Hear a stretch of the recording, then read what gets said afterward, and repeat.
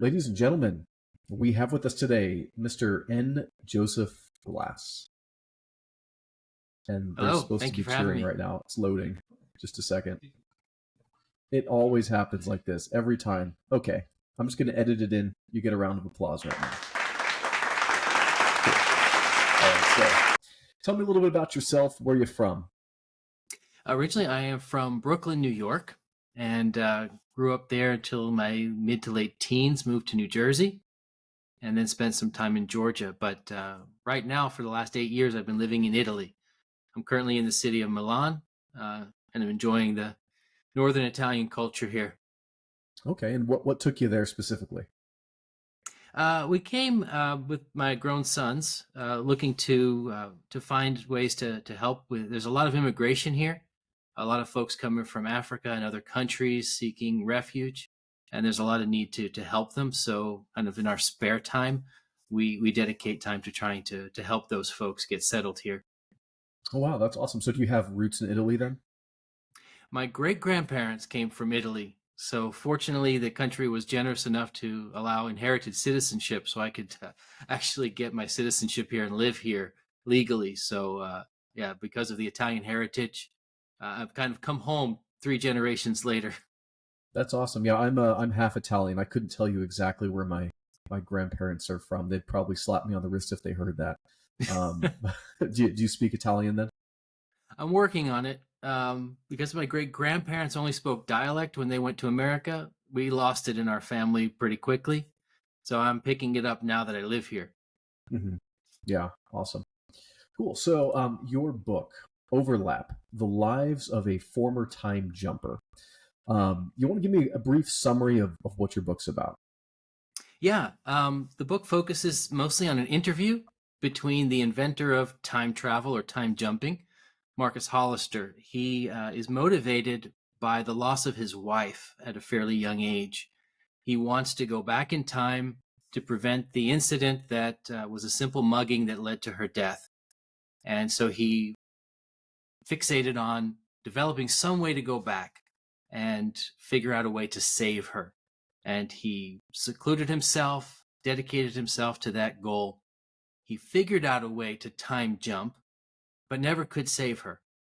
And Hmm. his business partner turned his invention into basically a recreational tool, founded a business called Vacations in Time, and used it to send clients back on these holidays or vacations in time in their own timeline.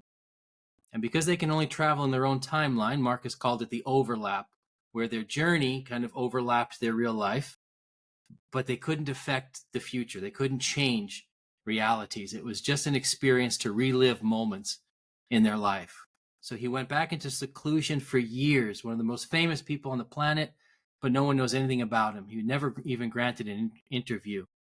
And then one day in his old age, he decides he wants to tell his story, and he invites a reporter who's not even known to come to his home for this first ever interview, where he decides to tell all the secrets, the consequences of his invention, what people have done with it, and why he just decided all of a sudden to close it down. And these secrets that come out are sometimes things that probably could have been better left buried. Interesting. So, without giving away spoilers, then I assume that there is a reason that he chose this reporter, or was it literally just random? No, there is a reason. He's reluctant to say it first, but he does have a particular reason for highlighting this reporter and allowing her to come in to the story and to be the one that he wants to tell her story. He gives her a reason, but later we find out he had some other motives. Mm, okay. And so you briefly alluded to a business partner who kind of takes this idea and runs with it. You mentioned it's a multi-trillion-dollar idea, which, understandably so. I feel like that'd be a pretty fantastic thing. Um, Yes. is there conflict between this inventor and his business partner? There's a long-term relationship that's never comes close to friendship. Unfortunately, by this time, that business partner is already deceased. So Marcus doesn't want to talk too negatively about him, but they do tell a little bit of the story. He was looking for opportunities to always make money. In fact, he made Marcus rich before Marcus invented time travel. So he was the one who decided to commercialize it, which Marcus never wanted to do.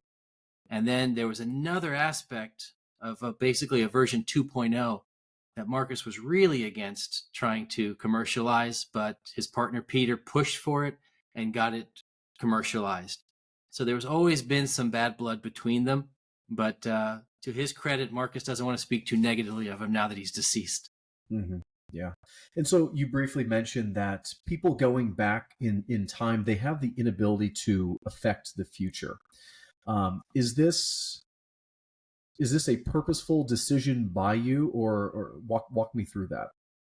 Yes, time travel has been done and redone so many times, but the concept here is a story that really touches on not just Marcus' motivation, the consequences for what he's done, but also the loss and the grief that he feels. He feels that although he created this amazing thing, this worldwide sensation that founded his multi-trillion-dollar business, he considers it his greatest failure because his desperation was to save his wife. And when he can't do that, that's when he becomes a time jumper, and he goes back over and over and over into these moments of his life to relive them with his deceased wife because he can't have her with him in normal time. So that's been his entire life, has been just trying to recapture and relive these moments and create new memories with a wife that he's lost. Hmm.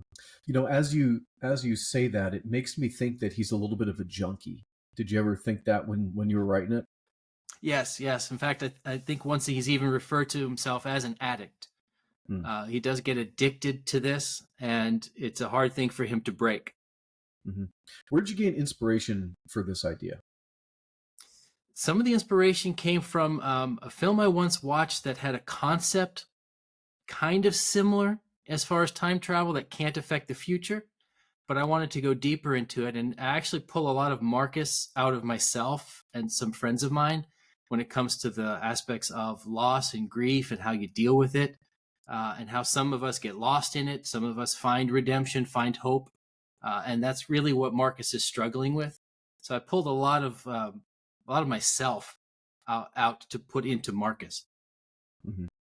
So as far as the time travel aspect specifically, like the technological side of it, obviously time travel generally goes alongside the science fiction. Not always, there's some fantasy as well. But do you go into the supposed technology behind this as well, or is it just a method to facilitate the story of loss and grief? It's more of a method for the story, but he does explain to the reporter his basic process in trying to figure it out. Um, and he touches on some quantum sciences and fringe sciences, but we don't go into a whole lot of detail on how it functions because it is obviously a fictitious concept. Hmm. But he does explain a little bit of his process of building the machine, how it started and how it grew, and how he figured out what it was doing, starting to send objects back in time, but then he needed to send a conscious mind back in time to understand if it was working. And he explains to her using a simple piece of paper what this overlap concept is of jumping back into a moment in his time. We don't go into too much detail on the technology, but we do touch on it. Hmm. So obviously, as this is a trillion-dollar industry, like you said, um, how is society as a whole affected by this technology and culture and people on their individual levels as well? And that's part of what we get into in the book because when he's explaining to Jessica, the reporter, why he closed down this business, he is telling her what people did with the technology, different uses they had for it. When they went into their stores to jump back into moments of their lives, most of them were just using it for wholesome recreation, but there were some other darker moments that really upset Marcus to see how his machine, his invention, was being used. So there's that on the personal level, but then there's also a military uh, adaptation of his device that is troubling to Marcus. They sold it to the military for military training exercises, and he goes into some detail about what they did with his machine. So we do is a little bit through the middle of the book about the consequences and the misuse of this technology. Hmm. Okay. So one thing you mentioned just before we started this was that you wanted to talk a little bit about your writing process. So tell me about your writing process. Yeah, well, it started. I was writing since I was a child. I think the first thing I can remember was a little comic strip I tried to write, and then a Star Trek movie that never completed. But it was just a fun little hobby that a lot of us get into. But during the COVID lockdowns, I really started getting serious about trying to write and learn the craft because I was actually just thinking of, the space race when I was young was very different than the space race is today. Now it's billionaires trying to make a rocket that can take people to Mars.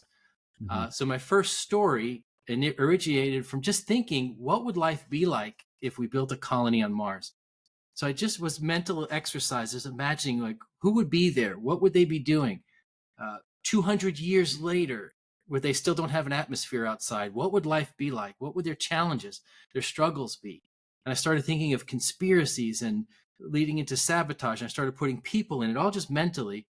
And then I just started writing an outline, like what actually would happen. And so that kind of developed my writing process of taking an idea that I just muse over and over and over and outlining, could this be a story like beginning to end? Could I put a plot to this and put some characters in it? And that's the method I've been using ever since. It starts with an idea. Some of them go nowhere. Some of them get written down as an outline. And then from that outline, I try to add chapters and stories and scenes and then see if it flows well together. Sometimes the end doesn't quite match my outline. Sometimes it follows fairly closely. Yeah, I find the same thing as a writer. Like I'll outline something, and then as I'm writing, I discover new paths that I can go, new characters that I come across, and I feel like that's a really good part of the creative process, as opposed to just being rigid. Like I have to do A, B, and C, and then the book is going to end. Like I like to discover things along the way. Yeah, it makes it almost you almost have the same joy as a reader because you don't know necessarily as the writer, the creator, what's going to happen because it might change. You might have had an idea, like in the end of Overlap, a lot of Marcus conclusion I had in mind, but there's some things that happened that I never thought of until I started getting deep into the process, until I started the last third of the book. Hmm. Yeah. So you mentioned that you started writing during COVID, though you'd had aspirations of it earlier. Was this the first book that you ever finished? No, this is actually my fourth book. That idea of the concept of a Mars colony actually spawned a trilogy. So I released that in 2022. And then I learned a lot more about the craft. And this book is a lot smaller. So I had one story developed into an entire trilogy of novels. This one is a novella because it's just under 40,000 words. But I was much more focused on getting a tight story with overlap, and there was no need to expand it into anything more than it is. And I think it, from start to finish, it's about the right size for the story that I'm telling. But this makes in total the fourth published book that I have. Okay, awesome. Um, I'd like to invite you to read an excerpt now. Yeah, sure. Thank you. Um, this is kind of along the lines of some of the things we've already talked about. Marcus is speaking with Jessica. They've talked about how his invention really stood out as anything different from the world. They have this thing called Transcend, which is, we might think of it as a much more advanced version of what we call the metaverse today. And that was where people can immerse themselves into a virtual reality. And they're comparing that to Marcus' invention that spawned Vacations in Time. What makes it different and why Marcus considers it a failure. So we're going to start with Jessica speaking. She's the reporter talking to Marcus. And this is about the end of chapter 5, so it's a little way into the book. She says, so this led to something you didn't expect or plan, a completely new version of altered reality. In Transcend, I can create a virtual or augmented environment, and the AI can take all the input I can provide to build a memory. Plenty of people do it. I've done it. People can relive that memory with decently vivid realism. What made Vacations in Time different? The reality. Yes, okay. I intentionally placed that on the cliff, leaving her in suspense. The temptation to enjoy this experience couldn't be sidestepped. That drove Ellie crazy when we first met, and she promptly forbade me to do it to her since our first date. I snuck some in here or there. While she protested each time, I saw the corner of her mouth lift as she tried to hide the smile. I observed it now in Jessica Matthews' contemplative sneer as much as in the memory. You see, Jessica, there was no virtual in the reality we created for people. We sent clients back in time. The sights, the scents, the sounds, the feelings were as real as in normal time, as real as this moment. If I sent you back a few hours, you'd taste that meal again, savor the flavors, and delight in the aromas. You would not be experiencing a memory, but reliving that moment. And I could change how I did it that first time. Say I wanted less duck to have a bigger piece of that amazing tort. I could do that in the overlap. That's the whole point. If someone wanted to relive a perfect moment, they could do it exactly the same way again and again. But they could also try to do it better by attempting something different to see how it would have turned out. And when they exit the chamber, your machine, nothing in the present would have changed. You've just summed up my greatest failure. You couldn't save her. There was no way to change what happened to Ellie. Exactly. Awesome. Let me see if the clapping works. It didn't. All right. I'm going to edit in some clapping here for you. You deserve a round of applause. Okay, so a couple questions. I noticed that it seemed to be written in first person. Is that correct? Yes. Okay, so what made you decide to write it in first person? That was a difference from my previous books. And I wanted to be in the character of Marcus as much as possible as the writer. And because it's all from start to finish his POV, it's all his. It's almost like a memoir, fictitious memoir. So I really wanted us to be in his mind throughout the process. In fact, some people have said in the beginning he seems a bit harsh, a little cynical, a little bit uppity, and then he softens as he gets to know Jessica. And so I wanted that to really come out. And I thought first person was probably the best way to really be Marcus, to really get to know him. Mm-hmm. So in that case, then, obviously Marcus is the main character as we're seeing it through his eyes. Is Jessica then, would you say that she exists to help us explore Marcus's character, or is she a strong character in her own regard? She kind of starts as the first. She's there to interview and get questions answered, but she's not there just for exposition so we can hear Marcus talk. As the development of their conversation progresses, she comes for a brief interview and winds up staying for more than 2 days because they just get so involved in the back and forth. And when we finally realize why he chose her, then there's much more of a relationship. So she becomes a real principal character, not just a plot device to understand what Marcus is thinking or saying. Mm-hmm. Okay, awesome. So my final question for you. You say that it is a story of love, loss, regret, and redemption. And obviously there's some difficult themes going on in here, specifically with the loss of his wife in the past and him trying to change that. But what messages are you trying to give to the reader? I hope that the reader gets that these are things we all deal with. I mean, every one of us, no matter how good or bad life might be at times, we have loss. We all lose people in death or for other reasons. They leave our lives, and they could devastate us. They could preoccupy us, or they can give us reason to hope and to find redemption. And I think the overlying concept is that redemption is possible, even if it's just on a personal level, that we can get over the regret, we can get over the grief, and we can move on and we can find satisfaction. And that's what I hope Marcus is looking for. And that's what I hope the reader might get as a result. Awesome. Any final comments before I let you go? I really appreciate what you're doing and how you're helping independent authors. So I thank you for this privilege. I'd like as many people to let me know what they think about Overlap. And in addition to reading it and enjoying it, I love to get feedback from readers. So I'm always open to receiving that. Okay, awesome. Well, everybody, and Joseph Glass, and I'm going to edit in some clapping here for you as well.